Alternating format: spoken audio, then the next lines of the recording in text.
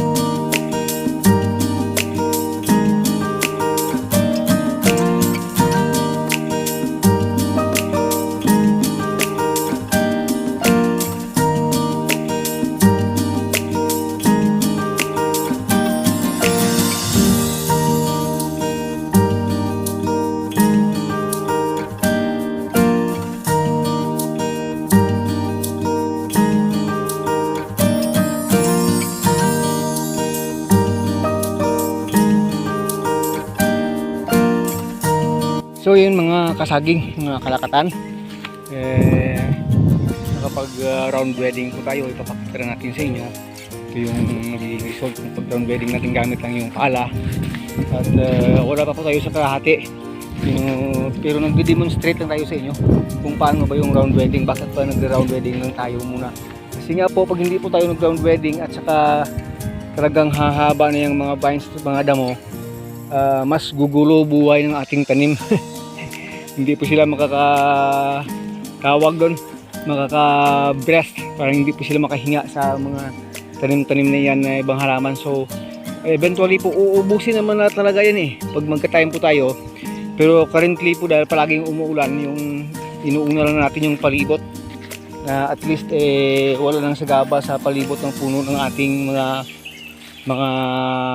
lakatan. Yan po, may mga pa ilang hindi pa rin nakatubo. Yan po, maghihintay pa tayo ng mga ilang weeks, tutubo na rin yan. So yun po, siguro nasa 1/4, wala pa nga 1/4 pa lang siguro yung na round wedding natin. Pag medyo pagod na yung katawan, relax lang yun ng konti. So napakalaking bagay po kasi na round wedding po ito. Yung last recourse po talaga dito, pag hindi naabutan ito, magpapatulong po tayo sa tao na malinisan talaga ito. Yun yung isa sa pinaka-best na gagawin natin. Ayun, magli-labor tayo ng tao para po na malinisan itong ating taniman ng ating lakatan. Dahil ganito pa lang po sila kalaki, kahit ganito lang muna mag-round wedding, okay lang naman po. Kasi po nakapaglagay na tayo dito ng goat manure, 3 to 4 kilos. 3 kilos kada puno, medyo okay na rin yun. At ipakita natin sa inyo, i-update ko kayo nito from time to time para po makita ninyo kung ano naging resulta ng ating pagtatanim ng lakatan ngayong 2024 na rin po. Hanggang dito na lang po muna. Maraming salamat po. Medyo ginuto na po tayo sa ating pinanggagawa dito sa ating maliit na lakatan plantation. Once again, this is your friend Agritechnics TV po. Maraming salamat. Bye bye na. Hanggang sa next ating mga video, hintay-hintay lang po kayo. Hindi po tayo mauubusan ng mga video po sa every week po. Especially po ito sa ating lakatan dahil nag-uumpisa na tayong magtanim talaga dito. God bless us all!